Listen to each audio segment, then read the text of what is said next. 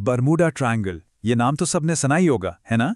एक ऐसी जगह जहां कहते हैं कि बड़े बड़े जहाज, हवाई जहाज सब के सब बस रहस्यमयी तरीके से गायब हो जाते हैं। तो चलिए आज मिलकर इस रहस्य की परतों को खोलते हैं और देखते हैं कि आखिर सच्चाई क्या है।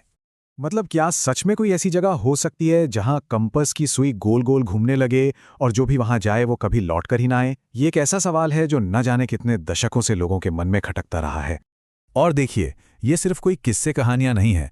अगर हम आंकड़ों की बात करें तो पिछले 100 सालों में ही इस इलाके में 1000 से ज़्यादा जानें जा चुकी हैं। 1000, ये वाकई एक चौंकाने वाला नंबर है जो इस जगह को और भी गंभीर बना देता है। इसका एक और नाम भी है जो और भी डरावना है, डेविल्स ट्रायंगल, यानी शैतान का त्रिकोण। तो चलिए सबसे पहले यही समझते हैं कि आखिर ये जगह है कहां और क्यों इसे इतना खतरनाक माना जाता है। तो देखिए, बरमूडा ट्रायंगल जो है वो असल में उत्तरी अटलांटिक महासागर में एक तरह का काल्पनिक त्रिकोण है। इसके 3 कोने हैं, बरमूडा, फ्लोरिडा और प्यूर्टो रिको। मजे की बात यह है कि इसकी कोई ऑफिशियल बाउंड्री नहीं है, लेकिन जितनी भी डरावनी कहानियां हैं वो सब इसी इलाके के आसपास घूमती हैं। और हाँ, इसे कोई छोटा मोटा इलाका समझने की गलती मत कीजिएगा। इसका एरिया करीब करीब 5 लाख स्क्वायर किलोमीटर है। अंदाजा लगाने के लिए जरा सोचिए, हमारे देश के 3 बड़े राज्य राजस्थान, महाराष्ट्र और मध्य प्रदेश को मिला दें तो जितना बड़ा एरिया बनेगा उतना है ये। अब इस त्रिकोण की जो ये डरावनी पहचान बनी है, उसके पीछे कुछ खास घटनाएं हैं। तो चलिए अब उन मशहूर गुमशुदगियों पर एक नज़र डालते हैं जिन्होंने इस लेजेंड को, इस किंवदंती को जन्म दिया। ये सिलसिला काफी पुराना है। कह सकते हैं कि 1872 में मैरी सेलेस्ट नाम के एक घोस्ट शिप से इसकी शुरुआत हुई। फिर 1918 में यूएसएस साइक्लॉप्स 306 लोगों के साथ गायब हो गया। और फिर आई 1945 की वो घटना, फ्लाइट 19, जिसने बरमूडा ट्रायंगल के रहस्य को हमेशा हमेशा के लिए पूरी दुनिया में फेमस कर दिया। फ्लाइट 19 की कहानी तो सबसे ज्यादा मशहूर है। सोचिए, अमेरिकी नेवी के 5 टॉर्पीडो बॉम्बर प्लेन्स एक साथ उड़ान भरते हैं, सब कुछ नॉर्मल है, और फिर अचानक उनके कंपास काम करना बंद कर देते हैं और वो गायब हो जाते हैं। बात यहीं खत्म नहीं हुई, उन्हें बचाने के लिए जो रेस्क्यू प्लेन गया वो भी लापता हो गया। कोई सुराग नहीं, कोई मलबा नहीं, कुछ भी नहीं। बस यहीं से बरमूडा ट्रायंगल का असली खौफ शुरू हुआ था। अब जब ऐसी अजीब और रहस्यमयी घटनाएं होने लगी तो जाहिर है लोगों ने तरह तरह के अलौकिक, मतलब सुपरनैचुरल अंदाजे लगाने शुरू कर दिए। तो थ्योरीज क्या क्या निकली? कुछ लोगों का मानना है कि यहाँ एलियंस का कोई सीक्रेट बेस है जो जहाज़ों को किडनैप कर लेते हैं। कुछ कहते हैं कि नहीं, समुंदर के नीचे कोई बहुत बड़ा दैत्य रहता है। और कुछ लोगों का तो ये भी मानना है कि ये जगह किसी दूसरे डायमेंशन, किसी दूसरी दुनिया में जाने का दरवाजा है, या फिर कोई अदृश्य शक्ति है जो सब कुछ खींच लेती है। और एक मजेदार बात यह है कि इस इलाके के बारे में ये अजीब बातें कोई नई नहीं हैं, बल्कि सदियों पुरानी हैं। क्रिस्टोफर कोलंबस, हाँ वही क्रिस्टोफर कोलंबस, उन्होंने भी अपने रिकॉर्ड्स में लिखा था कि जब वो इस एरिया से गुजर रहे थे तो उनका कंपास अजीब तरह से बिहेव करने लगा और उन्होंने आसमान में आग का एक रहस्यमयी गोला भी देखा था।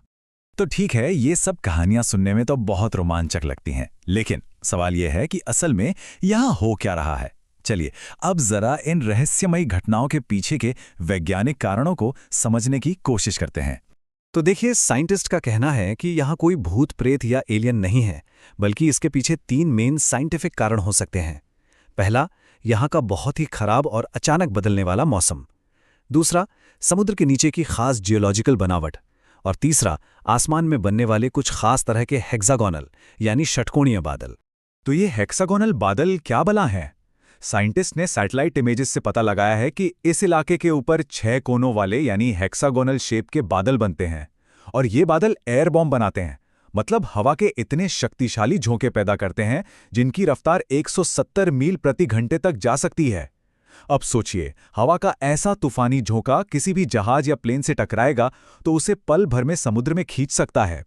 अच्छा, तो फिर वो कंपास खराब होने वाली बात का क्या?